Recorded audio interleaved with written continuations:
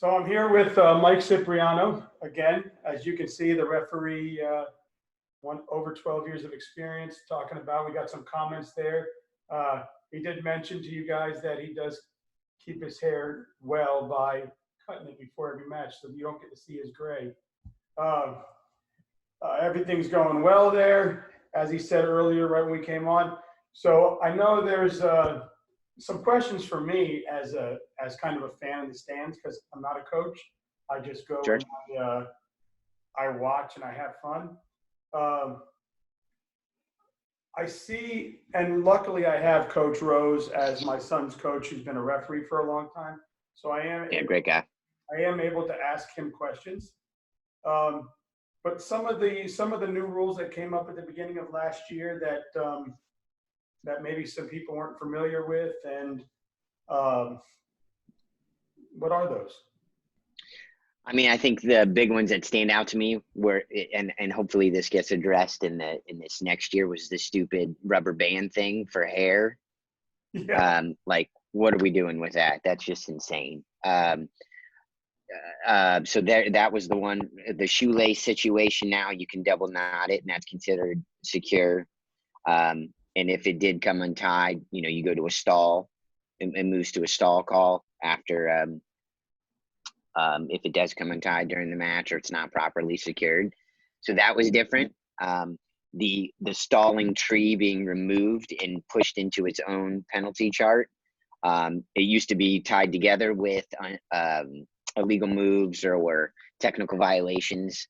So I think that was a solid move, I think, because it made you as an official more comfortable being more aggressive with your stall calls. I think when it got to that 2-point stall, a lot of guys were apprehensive to make that call because, it was a 2-point penalty. So if you've locked hands twice, and then I'm hitting you with 2 stall calls, that could be your second one could be the 2-pointer. So it just, I think I'm not saying I ever had an issue with that, but I think there were officials out there that were apprehensive to make that call. So now that it's separate, you were allowed to be more aggressive with that call. And if you weren't, there were going to be a lot of questions as to why you weren't doing it, right? So, and I think they more clearly defined the boundary line situation as related to if you were pinning someone out of bounds, what was more permissible this year regarding the knees being kind of over the cylinder and you still being in bounds that way. So I think that was murky water last year, and a lot of people were unfamiliar with that rule and the change. So I think we did a good job the year before when Coach Bird and his team at Osceola hosted the Who's Number One. We were able to referee that tournament with those new rules in place, whereas years prior in summer tournaments, all we did were college out of bounds. Because again, we're blowing the whistle a lot less. There's a lot less out of bounds in college wrestling, so it just helps the tournaments and matches go on faster. But with putting those new rules in play for that tournament, it really helped the coaches be more prepared for the season and what we were going to call. So, and I know, and we may have been knocked off live, but I have this recording, so I can always add it to the Facebook. I'm trying to see if we get back, but so you spoke about the stalling calls. Sure. I do the one stalling call. So locked hands. Sure. For people that don't understand it, is it actually locked hands, or is it something like this? Is it something like this? How would you describe it? Because I think people think that it's got to be completely locked, but that might not be the deal. Yeah, I mean, we're not looking, when we say locked hands, we are not looking for your fingers to be completely interlaced, right? I would say if you're here, you're locking hands. If you're here, you're locking hands, right? If you're over it, you're locking hands. So I think some of the most tough wrestlers to officiate in regards to that, I think of a guy like Brevin Balmaceda, okay? He was unbelievable in the top position. And he would hit these crazy tilts from all over the place, but he would almost do a near claw and then have a tight waist underneath. and you could get real close to doing this. And in that situation, you would be locking hands. But he would always be just flirting with the line there. So there are situations like that where that could be locked hands. You'd always have to look. And people in the top position too, when they become a north-south, almost to a front headlock, but they're over too deep, and now they're wrapped around the chest like this, well, that's locked hands because you're still in the control position, right? So I think people just maybe think it's only when you're behind the person sometimes, and it does not mean you have to be exactly like this, Right. or like this. I mean, And then that's there was a rule change, part of the stalling, where you can't force someone out of bounds in order to kind of kill time. yeah. I think where you would see a lot of times is if you're if you're standing, right? But I'm still in control and I'm on top. Well, if I'm close to that line and I'm here, well, if I just picked you up and pulled you off to get out of bounds and get a fresh start, years past, you would have blown the whistle and you would have went back to the center. Well, now you have a couple of options there as an official. You can go stall, or you can go fleeing the mat, because now you're pushing the guy off, right? Just to get a fresh start. And the goal of expanding the boundary lines for wrestling was to continuing the action, right? You increase the wrestling area with a thought of, well, no, there's going to be less downtimes. You're going to be blowing the whistle a lot less. So it's to increase the amount of action that's happening. So that gave us afforded us the opportunity to bang a kid there for stalling, or TV him up for fleeing the mat. Nice. And so what are some of the top mistakes or top rules that you maybe come across often that are either maybe the kids don't know or the coaches don't know? What do you see a lot?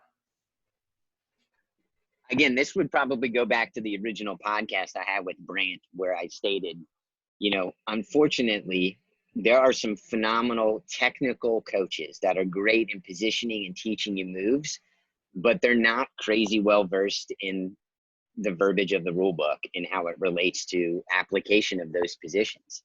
So I'll give you an example. We're at the state tournament this year.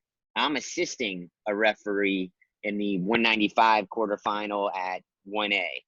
It's a great match, but the kid's hands from, I want to say it was Lake Highland, land inbounds, right? And the kid from, I think it was Somerset, swings out behind him. But again, hands are supporting points. They're inside the boundary. The referee rightly calls 2 and gives him 2 points for that. But the coaches on the other side were going absolutely bananas and believing that they were out of bounds. Well, at the end of the match, those coaches are coming up to me asking me how that's 2. Now I'm having to explain this to them at the state tournament. So that, to me, again, is a situation where you not being well informed with the rules and well prepared hurts your kid in just being prepared and knowing what to do and how to avoid those situations, right? So you can score there, but B, if you're there, how do you get out of that to where it's not 2 points, right? Or you don't get scored on. So, but had they known that would have been either a scoring position in their favor, or they could have gotten out of that scoring position to prevent those points going against their kid. But again, it goes with them needing kind of diving into the rules and getting into it a little bit better. Yeah, and to the Florida Wrestling Room, we got knocked off again, so this internet is rough. However, I am recording, so we'll go. Same thing happened to me with the girls the other day. I think it's just the earlier calls because everybody's on school. So, well, that's cool. So Yeah. Based on that, so it also, I'm sure you also see it go the other way as well, where because the corner is well educated in the rule book, you see some kids get wins or get calls that maybe that was missed or whatever, because they understand and they're saying, hey, wait a second, that was this or that was that. And I think that's a benefit to the kid as well, right? So I'm sure you see some of that come up as well. Yeah. And I think the coaches that want to know will ask officials too. I think there's a common misconception there that like you can't talk to an official. Well, yeah, maybe during the match that's not the best time to bring that stuff up, right? But I'd have no problem after the match if you came up to me and were like, "Can you show me how I'm supposed to coach my kid in that particular position or situation to get that call for whatever the case may be?" I mean, we're happy to kind of walk you through that, but I'm not going to coach your kid while I'm on the mat. That's not my job. No, yeah. And your job is to, as a ref, is to call what you see. And if you're human too. So just like a coach, Yeah. something, a ref can do something, right? Yeah. And I will tell you, every referee who's ever out there, when we see a kid like running a half, but they're jumping to the wrong side or they're in a cradle, the kid's got the cradle locked up, but he doesn't know how to bump the hip over to sit to the right side. We're in our head, we're going, dude, come on. All you have to do is just sit here, roll back. You're fine. Again, we're all thinking that, but we can't say anything. We're not coaches, right? But we're just like, what are you doing, dude? Yeah, and I think you'll see there is not, just like coaching and refing. I've seen so the call, what is this? When you tap your head because someone can get hurt or something. Well, this is potentially dangerous, right? Yeah, so But this is a different thing. That's flagrant misconduct. So, okay, so back of that. So like yeah, so this is potentially dangerous. I've seen tournaments we go to and just barely behind the back and they're getting called for that. And I've seen tournaments where like it would take the arm about to break before it gets called. So it's definitely, I guess, I guess it's up to the ref, right? I mean, what they see. Well, I mean, I guess you have to be comfortable in seeing those situations in those positions, I would say too. Like a classic example for me would be when Camden comes down, they are unbelievable in the top position with running legs and then running a half on top of that, right? And they will stretch a guy out like no other. But what I look for in those positions is the bottom guy's hip starting to come up? Because if it is, that kid's gonna go over. But if his hip is planted into the ground and that elbow starts to pass or that shoulder starts to pass the midline of the head, then I'm gonna stop that. But if his hip is up and that shoulder is still there, I'm gonna let it go because his hip is up, so he's gonna start to go. But if his hip is firmly planted and that shoulder starts to creep past the midline or to the midline of the head, I'm gonna stop it because that kid's cemented into the mat. Yeah, that kid's cemented into the mat. And one of two things is gonna happen.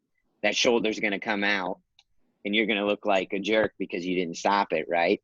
Or some other injury is gonna happen. So, but I look for the hip in that situation. If that hip starts to come up, you're going over and I'm not gonna stop it. Because again, to grow the sport of wrestling, you have to score points. And getting near fall is part of scoring more points. It needs to be more offensive. And if I ask you very basic questions, it's because I don't know. So Oh yeah, that's totally I apologize. Like I tell people, I'm just a fan.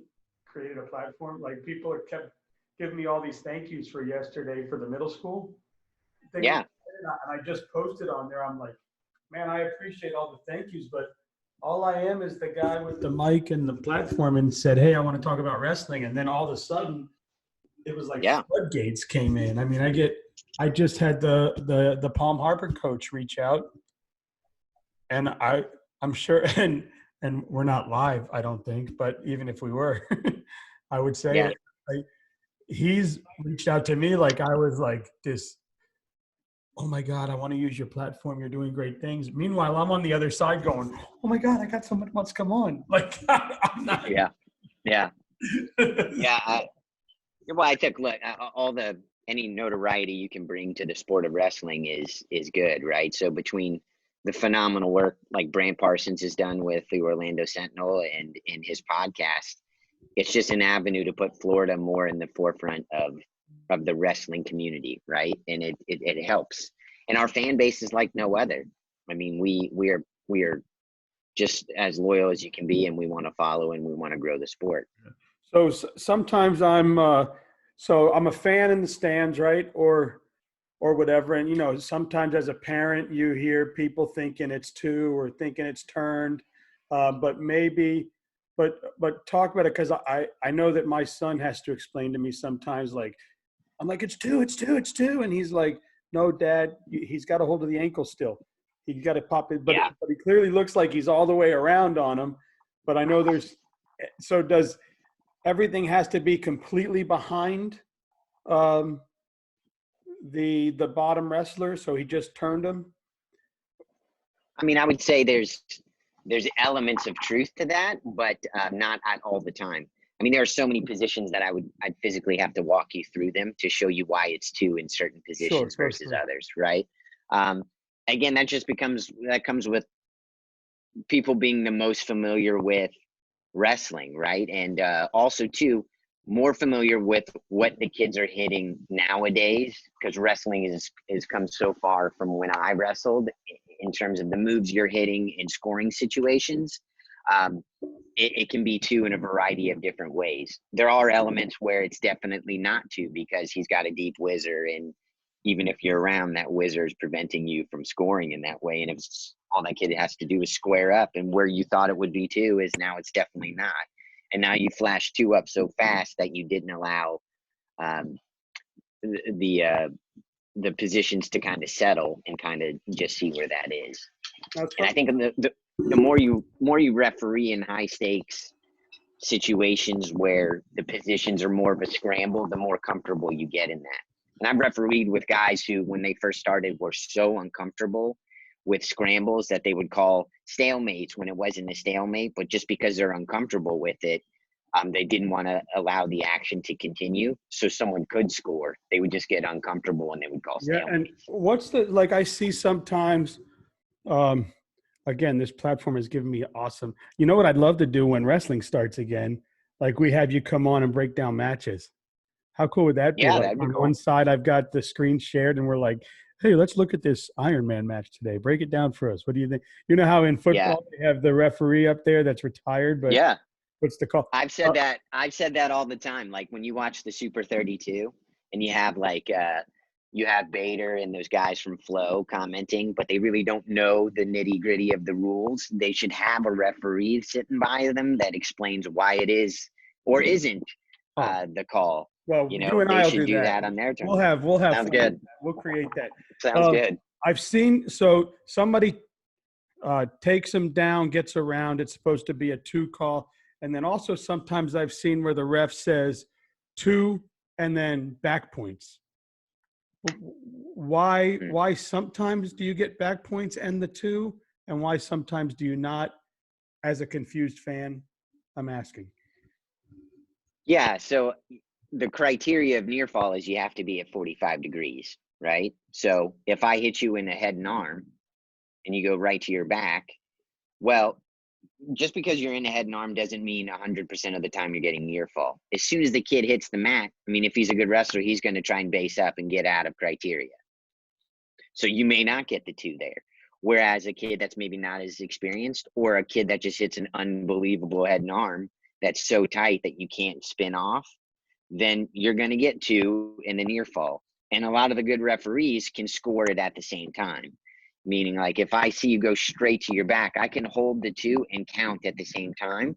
And then if time goes out, I know where I am in the count so that I can stop the action and then go near fall right after. Um, that way, again, good wrestling, you need to be offensive, and the referees have to be in position to where they can score the points appropriately. Yeah, So I'd like to send. I'm going to send you. My son is getting a little bit better, and in the he made it to regions this year, and then he went 0-2. But in match two, he lost in overtime. But right at the end of regulation, he got the two to tie it. But mhm, I thought maybe, and I think he thought maybe he should have got back points too. But I'm not, as I'm learning, so I'm talking to you as a ref. So maybe when yeah, we get off, I'll message you the match, and you can kind of tell me if I was seeing it right or not. yeah. What I would say to that is time has something to do with that too, right? You said at the end of regulation. Well, if your son or if your wrestler got two right at there's 2 seconds left, there's probably low probability you're going to be able to get two near fall in that as well, right? So there's an element of that as well. It was timeout. That happens quite a bit too. And again, it's near fall you have to have a minimum of a 2 count, right? So Yeah. you have to 1,000 And I don't know. I two mean, 1,000 in. I tried to tell him you can't, once the milk is spilled, you can't complain about it. It's gone, right? So once the match is Yeah. over, it's over. Um, And what I would say is, look, you got it in regulation, you got it to overtime. I mean, you still have a chance to win it, so you can't be worried about what happened last period at that point, right? the kid was just a You got little. the overtime to win it. Daniel's 14. This kid was probably a senior, just stronger than him, just Yeah. overpowered him. So I would ask the five, a lot of things that we were talking about off the air that you see where I know you had mentioned that there are some coaches and maybe they're newer coaches and they don't understand maybe staying on the mat to argue a call, or maybe um, the end of regulation, that sometimes the stalling thing, some refs call stalling differently because it is a judgment call, as you said, right? Um, Yeah. as I guess it would be different as a parent watching, what would be the best way to educate yourself on the rules? And are there, instead of reading the whole 3,000 page FHSAA rule book that you guys have, is there a certain area of it, or maybe like 5 major points of it that could really help you understand the sport better as a parent that your kid is involved in, that was never a coach or didn't come up in the sport? And then on the other end, as a coach, whether you're a young coach or just a coach been a few years, and you really need to, you would tell them, hey, stay on top of the rule book. So what direction would you tell, I know as a coach, you would tell them to go a different direction than a parent. Am I making sense with Yeah. what I'm trying to ask? No, those are, I mean, that's actually great questions. As a parent, right, I would get involved in the wrestling room of wherever my child is wrestling, just so I could get to more familiar with how you score in certain positions, what constitutes a score in those positions. So you've got some functional knowledge of it, not only as a parent, but from your coach's perspective, so that you kind of understand, you have a base knowledge. Reading the rule book to get that base knowledge, I quite honestly, I don't think it would benefit you much for base knowledge of the rules, from a scoring perspective. But from a coach's perspective, you do your wrestlers a disservice by not being as familiar as you possibly could be in the rule book, because there's a rule book and there's a case book, right? So as it relates to a takedown, or as it relates to a scoring error, right? Well, it'll tell you the rule in the rule book: conduct of matches, scoring errors, as a result of a timekeeper, whatever the case may be. That will directly correlate to a situation that's highlighted in the case book. It'll say wrestler A scored a takedown, but the scores table didn't properly award the points, but both wrestlers and coaches leave the mat area and the next match continues. What is the result of that? Well, it would be upheld because the wrestlers and the coaches left the wrestling area. So now you've negated the possibility of them correcting that error. So as a coach, you should know that. You should dive into those rules to understand, this is what's going to happen if I leave right now, right? Whereas there are some coaches out there that are familiar with those rules, right? And they're like a situation that might have happened.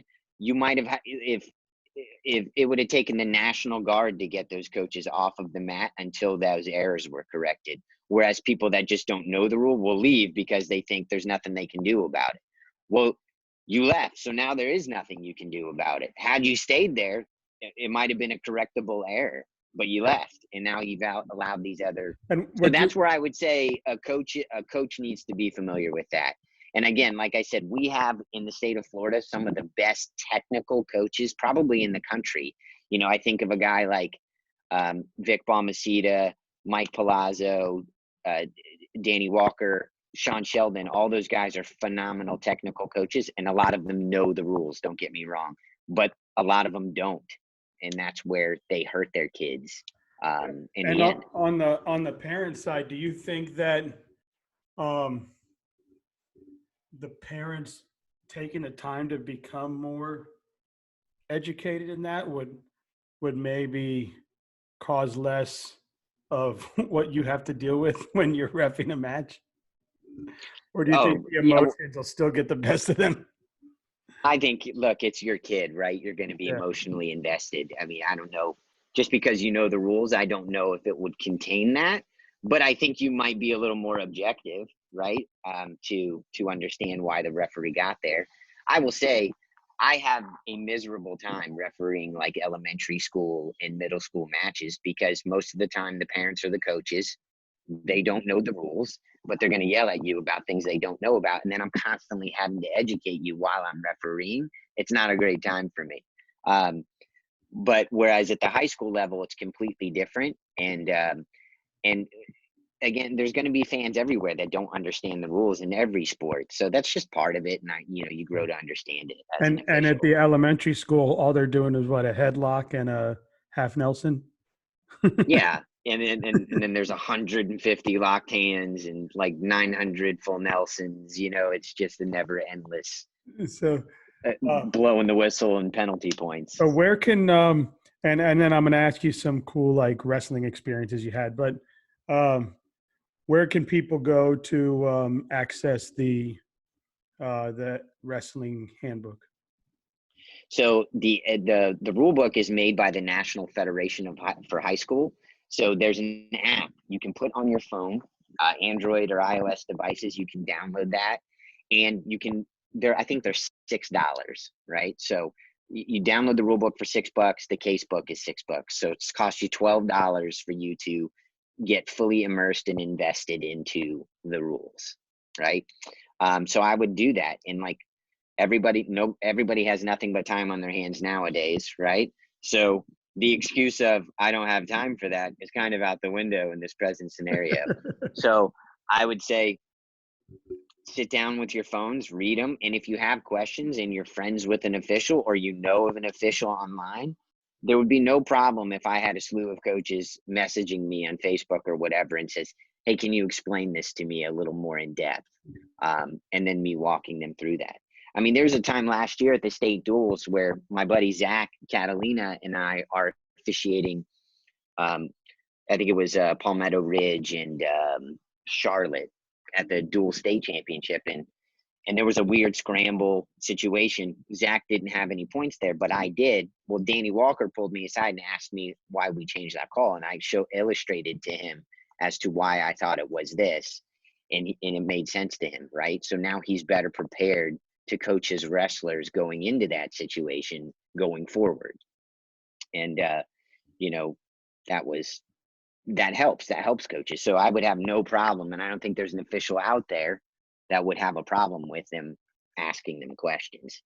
If we could negate those problems coming to the table, that's the goal, right? I mean, Yes, sir. we're not out there just trying to make you look like the bad guy because you don't know the rule. No, we want you to know the rule. It creates less delays in the action. So let's just everybody get familiar with it and understand why we're calling it the ways we're calling it. And then you'll have less table conferences Cool. Yeah. and you'll So get more wrestling done. I hope I've asked certain questions that could get people the information that that helps them, and maybe I can have you on weekly or whenever you can come on and we can do I'll get myself a little more well versed with kind of better questions to ask a ref or something, or maybe we can start Yeah. maybe we can start some sort of weekly podcast where ask the ref, Yeah, and absolutely. and you can come on every week, and this way people know it's coming. And I think during the Hmm. season we'll get more questions than we're getting right now because nothing's really happening. But I think if they Yeah. know like every Wednesday at 2 or 11, we have Cipriano on for Ask the Ref. I think Yeah. over time we'll start to get more questions. We'll start to, hey, send me a match. I'll share my screen with Cipriano. We'll pull it up. We'll have him call the match, you know, and Yeah.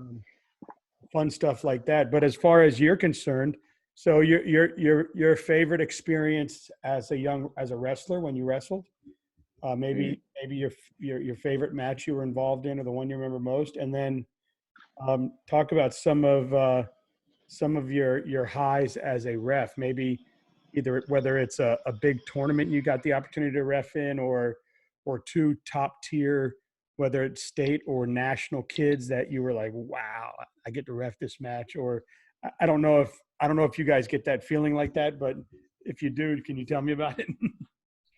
Yeah, I mean, from a wrestler experience, I mean, getting to wrestle at Fargo was super cool. I was on a Greco team for Florida, and that was just a really cool experience. And um, you know, state level events were just awesome to wrestle in.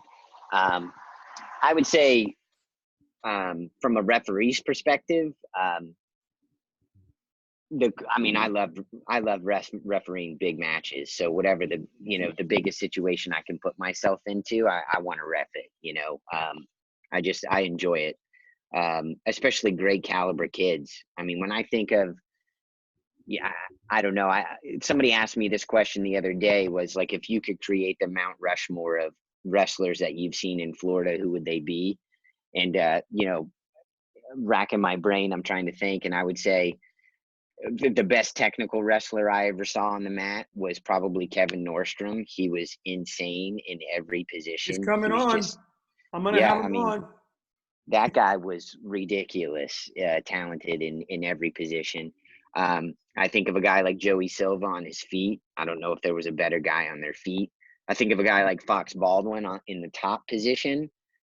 I mean, I've never seen somebody auto top in big matches. And what I mean by that is referees flip the coin, and before he can even point to Fox, he's like top. And he's doing this in like the Super 32 semis. It's insane. And he was just ridiculous in the top position. Those three kids were really some of the most fun to watch on the mat. So what would be the next three you would say from those three? Oh man, I would say from there, I would have to go with watching Kevin's brother Kyle. He was ridiculous. Rossi Bruno, unbelievable too. I'm trying to think of somebody Some of else too. the current, maybe they were seniors this year or juniors, the class from this year, the best, maybe the coolest or the most talented you saw on the mats this year. You'd probably have to look at kids like Frankie Tal Shahar. You'd have to look at the Rivera brothers. They were unbelievable. I tell you, the kid I'm most excited to see what he does through his career was Danny Martinez from Southwest Miami. I refereed that final between him and the defending state champ from Manatee. That kid is going to be insane. He's going to be ridiculous. Brettley Reyna, I mean, God, that kid was unbelievable too. And he graduated. He's going to wrestle for Iowa now. In 2A, I would say That Basile final that went to Van Oki, and that official on that match, Mike Burns out of the Tampa Association, did a phenomenal job refereeing that match. And I had never worked with him before until this state tournament. He was unbelievable. Did a great job, and that match was bananas. That was fantastic too, to watch. How about I know yesterday, I don't know if you saw where we put kind of the middle schoolers out there, some of the top, like who's next. Now there are some middle schoolers that are already there, like the young Rivera at Lake Highland Prep, Basile, guys that were up there. Yeah. Baz, whatever his name is, he's pretty good. He won the whole thing at one time. Yeah, I'm excited to see Sal's youngest son, and just watch him grow too. And going to be in sixth grade, right? Yeah, he'll be fun to watch on the mat as an official too, for sure. That's awesome. So we have so you've been reffing over 12 years and then wrestling for your whole life. And how Yeah. far have you seen Florida wrestling come? And how Oh, far do you think, yeah. and do you think, and I ask a lot of people this, do you think it can be an Iowa, a Pennsylvania, a New Jersey, a California? I think there were certain years where we were really close, for sure. And I referee a lot of those bigger tournaments where you have those all-star elements, like the Disney National Duels or Virginia Duels or whatever the case may be. I think there was a year, maybe 3 or 4 years ago, where I think we could have won it. If we could have got the right kids from across Florida and they didn't go to their coaches' teams to referee in whatever developmental division, if they could have been put the best possible. I think of the year when it was like Fox, Kevin and Kyle, Jared Prince, Silver. Silva, Chase Singletary, when he would come down back to Florida. I think there was a year there where we could have won it. I mean, we came really close to beating that Ohio Mafia team in the semis. I think we lost by like 3 points. But again, we were missing kids. We didn't have the best possible team Florida could field, and I don't know what kind of politics go into that from a coaching's perspective and letting kids go where or whatever. But if we could have fielded the best team during those years, I quite honestly, I thought we could have been in the finals and potentially have won. And I spoke to, was it Sal the other day? And he said, when it's really going to become definite powerhouses when we start to see generations happen. Like he said that Yeah. we're just now the guys that are our age or whatever in their 40s, those kids are coming up, but these kids now that are going into college that are going to start having kids and those coming around, because like the Pennsylvanias, the New Jerseys, the Michigans, the Ohio's, he said, they have their great grandfather wrestled, their grandfather wrestled. It's like some of these baseball towns, that have such a huge. Oh yeah.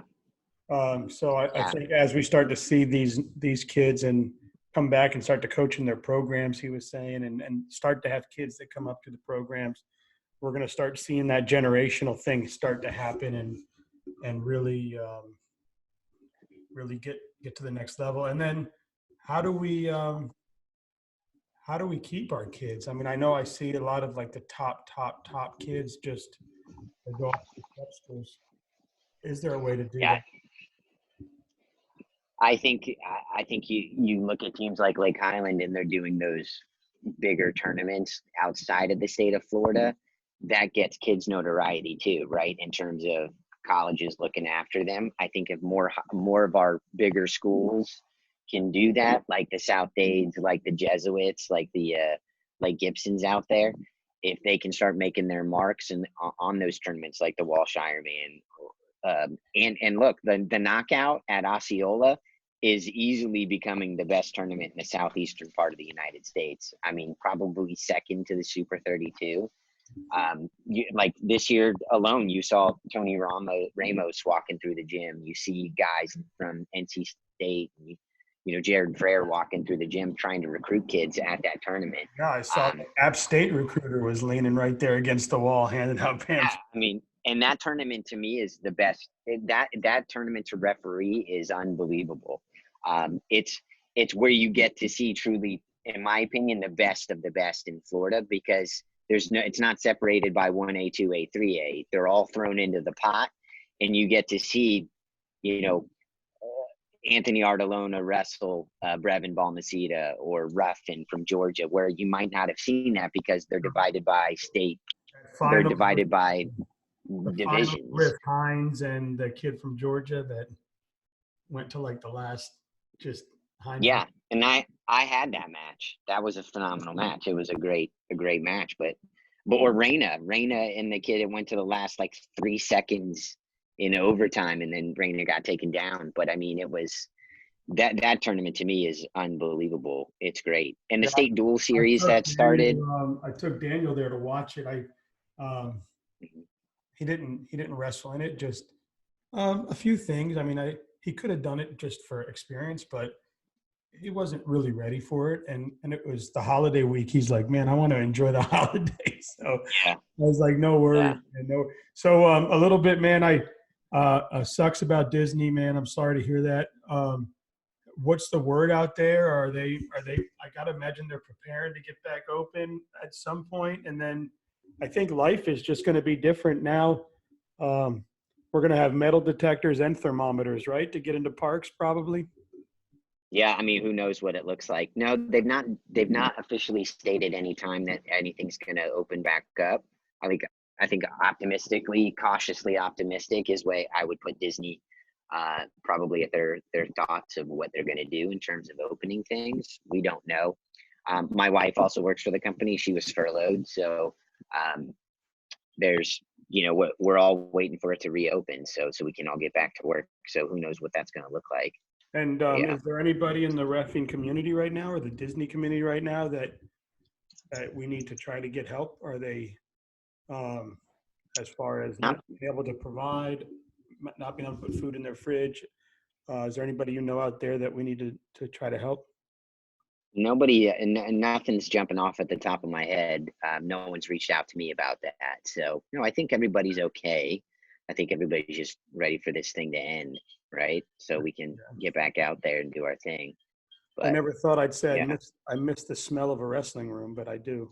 yeah, yeah, yeah. Two other situations you made me think of too would be when you're asking favorite things to referee. I'd say the I've refereed at the first 3 years of the state dual championship, which I think is just going to help grow wrestling too. But two matches that stand out would be the Lake Gibson Charlotte final from the year past. And then I got Zach Catalina and I refereed that. And then we got to referee the first round of Lake Gibson Jesuit, which that everybody thinks that should have been the final, and it definitely should have been, right? And it came down to the Oh, yeah. last match. It's like Um, Rivera and Frankie should have been the finals at the States. yeah, I mean everybody thought that They should too, have but just at least stopped. They should have just stopped the whole tournament and let that match happen because everybody yeah, was there. everybody wanted to watch it. I wanted to watch it. I was in three. I was in 3A at the time, so Yeah, I was it was wishing I was awesome in to 1A. see because even all the refs that weren't on a mat at that time were laying around the corner watching the Yeah, match. I just finished I think at 120, so I had like 4 matches to go before I had to go out of the mat. So I ran over there and watched as much as I What could. a crazy experience because it was that corner mat, and then you had in that corner was both schools' parents and coaches up in the Oh stand. yeah, It was just your hair stood yeah, up listening to those two go at it. It was yeah. And 1A is I would say their fan bases. They may not be the biggest schools, but their fan bases are some of the biggest.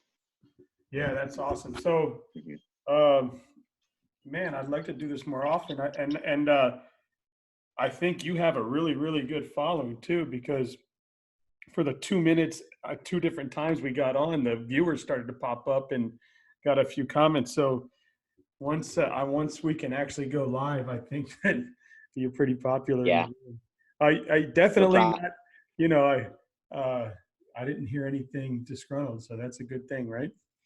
But Yeah. I No, just, I was looking forward to the question, so I was curious as to what people would ask too.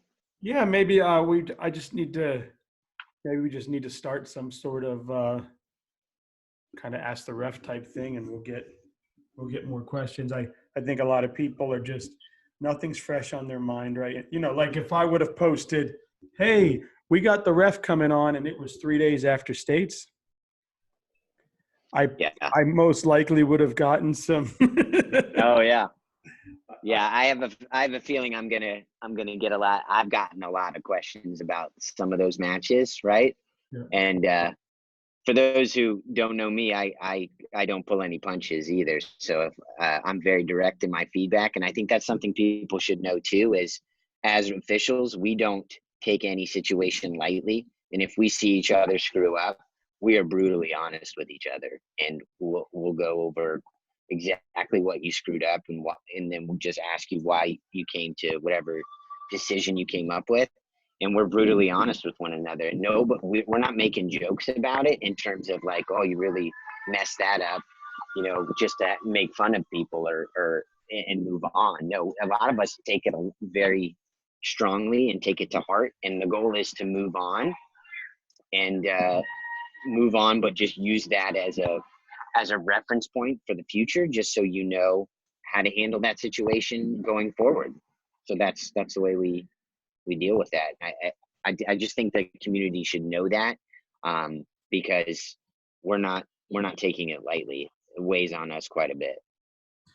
Cool. Well said. And as soon as I get done here, I'll upload this and then I'll get it onto Facebook and I'll tag you in it. And then I'll kind of post if you have any questions for Cipriano to go ahead and ask them. And we'll try and do this more often. I'm terribly sorry that the whole live feed didn't work. Yeah, no, but let me know what the questions are or comments. I'll follow it, the link from Facebook, sure. And if those people want to DM me or on messages, I'm happy to answer that stuff. And I'd imagine typically podcasts are recorded and added. I try to do mine live because it's fun. I like the interaction. So yeah, I enjoy it too. There, some hours are better than others, but hey, man, I really appreciate it. And I can't wait to see you out there in the rooms and reffing again. And I know I've only seen you from afar, but as soon as I saw who you were, I knew, because I know the kids. You get to see who they look forward to having on their mat as you go forward. So, sure. Yeah. And I don't think that, honestly, I think kids just want refs to be fair, right? I don't think that they look and go, wow, I got that ref, he's going to give me my calls.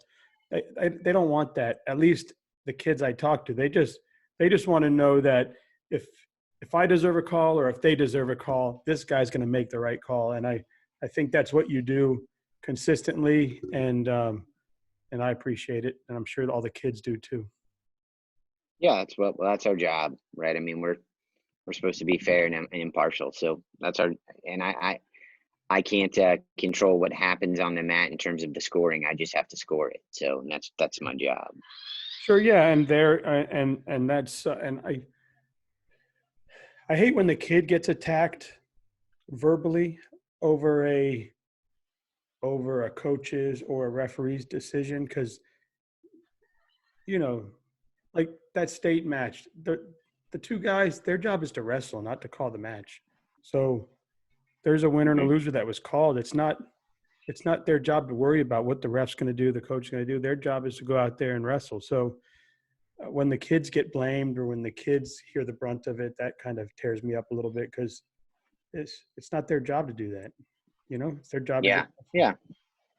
I mean, our job is to try to take it out of their that frame of thought out of it. We're just there to score the points that you're trying to score.